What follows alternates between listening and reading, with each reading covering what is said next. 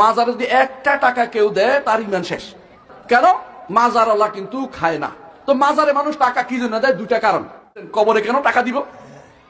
প্রিয় ভাইরা, কবরে কেন টাকা দিবেন? কবরের টাকার কি দরকার আছে? কবরে টাকা কি করবে?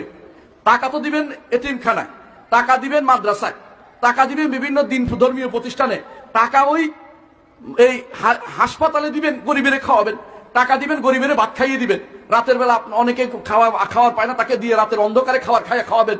এটা হচ্ছে টাকা দেওয়ার জায়গা। আর আপনি যদি কোনো টাকা দেওয়ার জন্য মাজারে মাজারে ঘুরেন, মাজারে যদি একটা টাকা কেউ দেয় তার ইমান শেষ। বুঝে আসছে কথাটা? কেন?